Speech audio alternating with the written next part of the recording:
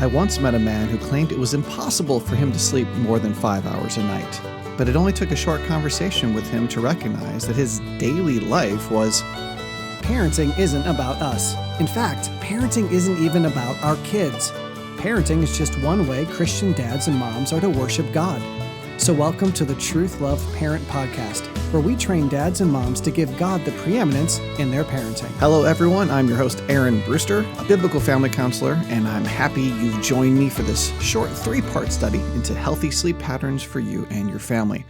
Though I'm not a medical doctor, this study will consider the sleep sciences as well as the Bible's doctrine of sleep in order to help your family be physically and spiritually healthy in your relationship with sleep. And speaking of your family, I hope they're all here with you and plan to participate in this study.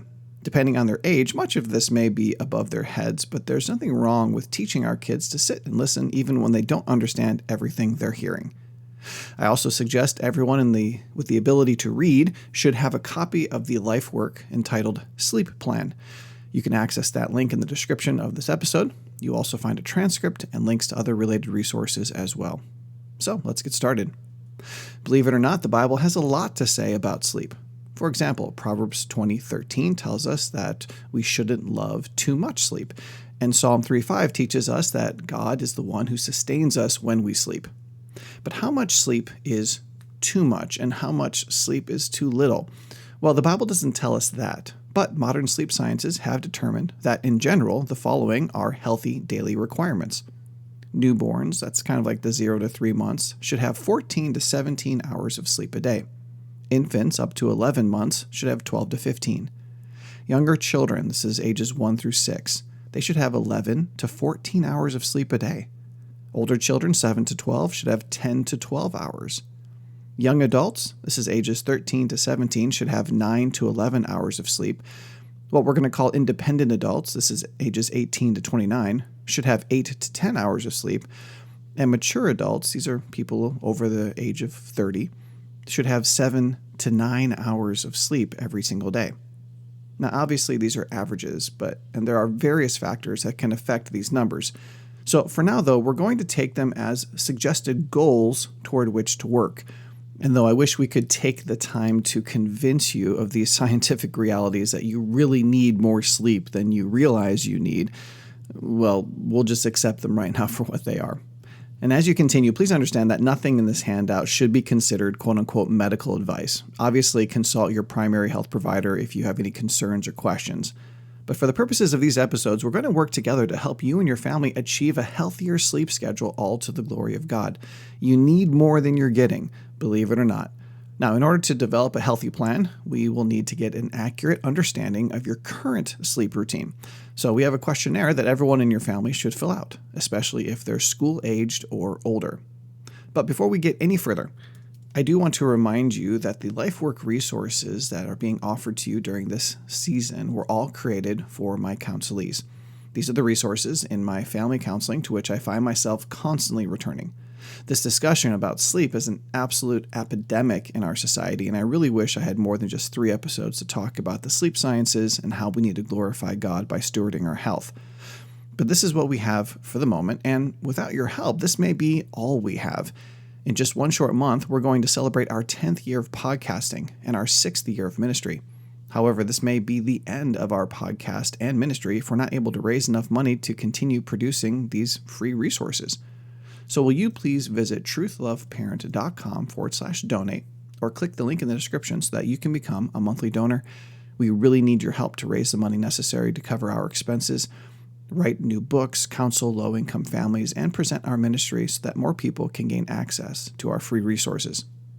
We pray our over 645 podcast episodes and panoply of free resources on the Evermind app and all of the free content at Truth.Love.Parent.com benefits you and your family, and we ask that you prayerfully consider financially supporting us. Thank you for all that you're going to do. And now let's consider the sleep questionnaire. It's going to be very important for everyone in your family to carefully fill out this questionnaire. Even if they can't read or understand all the questions, someone should help the younger members of your family fill out one for them. But I suggest you don't try to fill it out as I talk about the questions. On one hand, you might be tempted to move through the questionnaire too quickly to stay up with the section I'm discussing. On the other hand, if you're giving careful attention to the questions, you might miss things I'm saying about each topic, information that's not on the life work. So let's scan through the questionnaire together, and then you can carefully fill it out later. The first section is main sleep complaints. We're trying to identify if you have trouble falling asleep, trouble remaining asleep, excessive sleepiness throughout the day, if you snore while you're asleep, and if you have any unwanted behaviors during sleep. This will include sleep patterns that structurally hurt your body, like falling off the bed, talking or calling out in your sleep, etc. And then there's a blank for you to make any other helpful insights into your main sleep complaints. Now remember this as you work through the material. People only know what they know, and generally speaking, people will accept many things as being normal simply because it's all they know. There are people who honestly believe that everyone always feels sleepy all of the time. Their life experiences have led them to believe this is unavoidable. So when asked if they feel sleepy during the day, they may say no. You see, their quote-unquote normal is what others may say is very tired. And when they think about abnormal sleepiness, they may conclude that they're no more tired than they usually are, and so they're fine. Therefore, approach these questions from the meaning of the words alone. You might not feel more tired than usual days, but if your normal feeling is tired, which includes the desire to sleep, frequent napping, heavy eyelids, difficulty nodding off in classes or at work, yawning, etc., then you actually are very tired, even though this all might feel normal to you. Okay, so the next section is sleep patterns, an area where you need to carefully list your typical bedtime, awake time, hours in bed, hours of actual sleep, the amount of time it takes you to fall asleep, how many times you wake up during the average night, how long it takes you to fall back to sleep once you've woken up, whether or not your sleep patterns are irregular, and whether or not you awaken early in the morning still tired but unable to get back to sleep. Now you might be wondering why this information is helpful. You might already know the answer to all of these questions, but knowing this information hasn't helped you fix anything. So remember, this questionnaire is yours to fill out, but it's your biblical counselors to read, interpret, and use as the foundation for helping you. Now, that's not to say that you won't be able to see patterns and recognize problem areas in your life. I hope you do. I want to explain enough to at least help you see how these questions allow me or other biblical counselors to minister to you better. But it's true. It's true that a competent biblical counselor will be able to decipher more of this questionnaire than you might be able to at this time. And I welcome you to contact us at counselor@Truth.Love.Parent.com if you'd like some assistance understanding what this questionnaire might reveal about your sleep. As far as this section is considered, when I look at it, I'm building a picture of how your average night compares to what would be considered a healthy night's rest. This is why you shouldn't guess at sections like this. You need factual answers. I tell my counselees that if they're not certain about this section, they will need to track all of this over the next week. It's a limited example of their usual patterns, but when it's done accurately, will be more helpful than guesses and inaccurate answers. The next section is called Sleep Environment Habits. Here we'll consider typical sleep positions and whether your sleep space is comfortable from a noise and temperature perspective. Those two considerations are very important. I should also add a question to determine how much light is present in your room when you sleep. This, too, is very impactful. I then try to determine if you have pets in your bedroom with you, if you watch TV on a television or a mobile device right before sleep, if you read before sleep, and if you work or study in bed. Some of these questions help me to understand how you may be abusing your circadian rhythms with blue light. I also get a picture of how activated your brain is before sleeping. And I start to understand the psychological relationship you have with your bedroom. Some people have a hard time sleeping because their mind and body associate this space with many things that are the opposite of good sleep. The other questions try to identify the chemical influences in your body that come from alcohol, caffeine, nicotine, and even the presence of food in your system. Each of those will affect your sleep more than you realize. The next section delves more deeply into your breathing. Now, if you sleep alone, this might be a hard section to fill out accurately. The first part asks if you've ever been told that you snore loudly, or only snore in certain positions, or if you stop breathing in your sleep. Then it asks if you've ever been woken up by your own snoring or breathing problems. We're also curious to understand if you have trouble breathing in certain positions or through your nose. And believe it or not, if you have headaches in the morning or you sweat a lot in your sleep, these may, though not always, be related to breathing issues in your sleep. You also may just be dehydrated because you don't consume enough water, but that's another podcast episode entirely.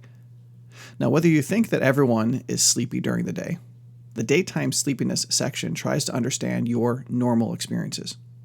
You get to answer yes or no to questions like, I often feel drowsy during the day more than I expect as normal. Now, you better believe I'm going to be asking you how much drowsiness you believe is normal. Quote, I feel unrefreshed or tired in the morning despite sleeping at night. I take daytime naps. I have uncontrollable urges to fall asleep during the day. I have experienced lapses in time or blackouts.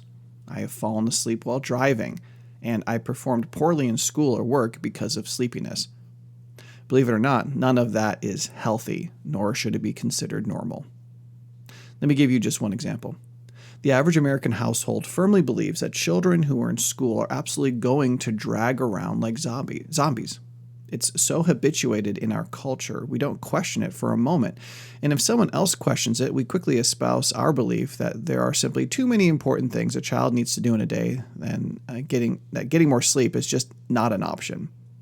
And some professing Christian families will also suggest that some of the necessary sleep times we discussed earlier would be a sign of laziness and sloth.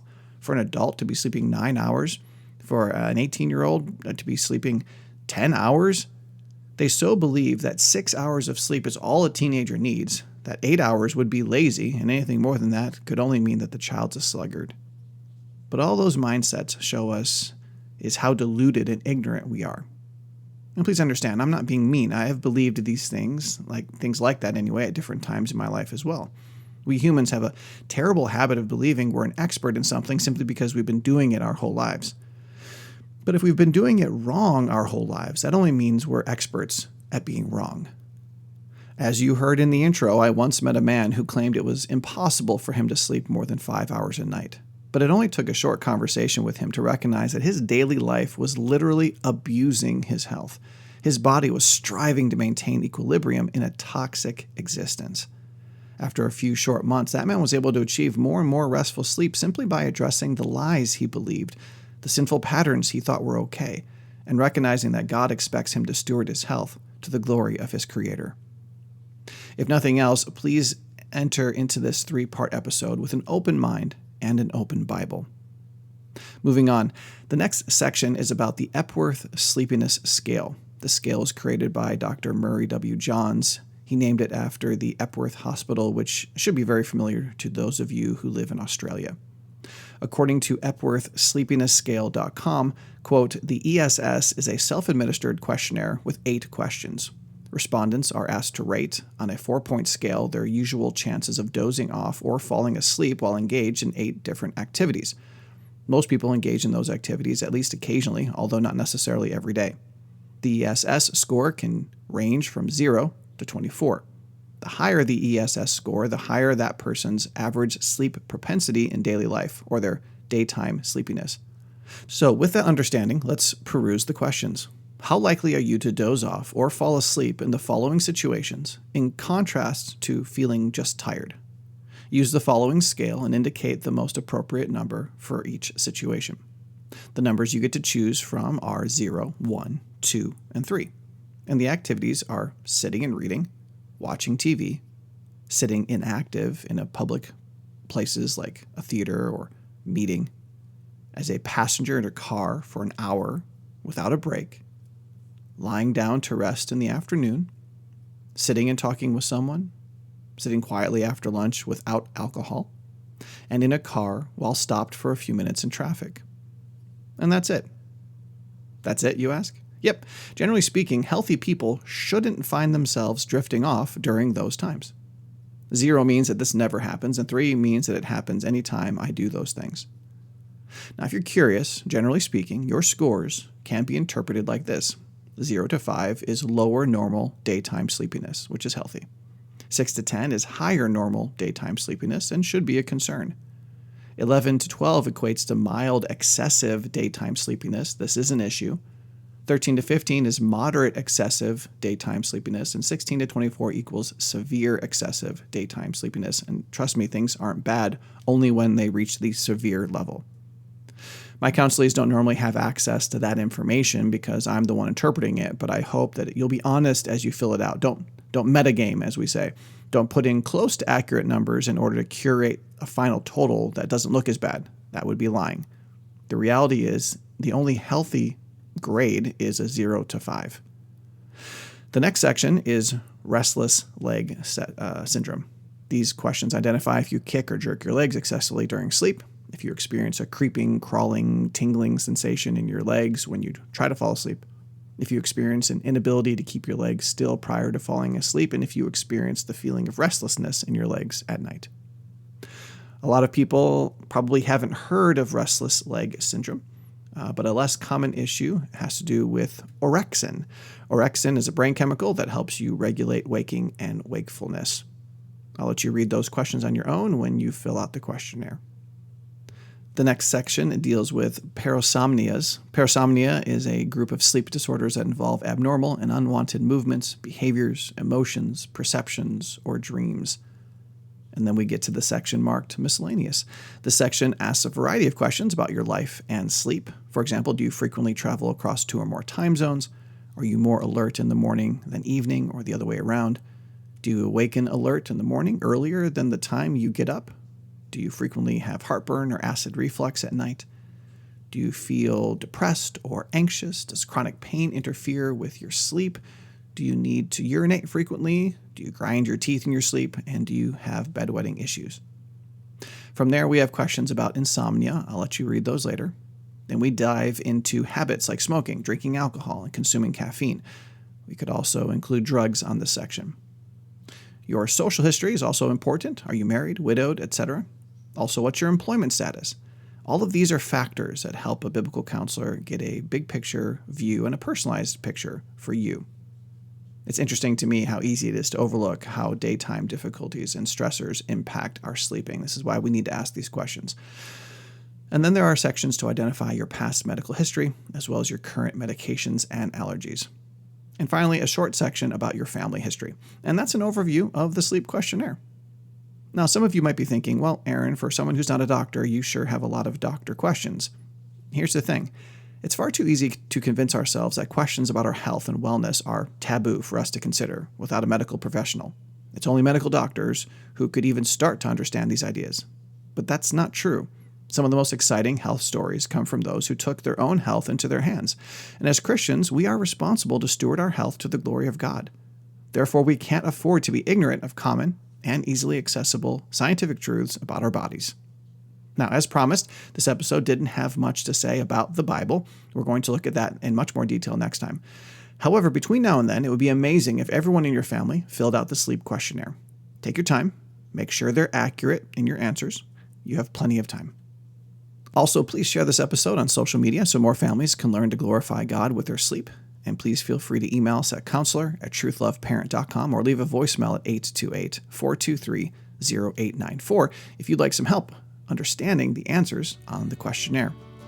And then join us next time for Sleep in Your Family Part 2, God's Expectations. I'll see you then. Truth.Love.Parent is part of the Evermind Ministries family and is dedicated to helping you worship God through your parenting. So join us next time as we study God's Word to learn how to parent our children for life and godliness. And remember that TLP is a listener-supported ministry. You can visit truth.loveparent.com/donate to learn more.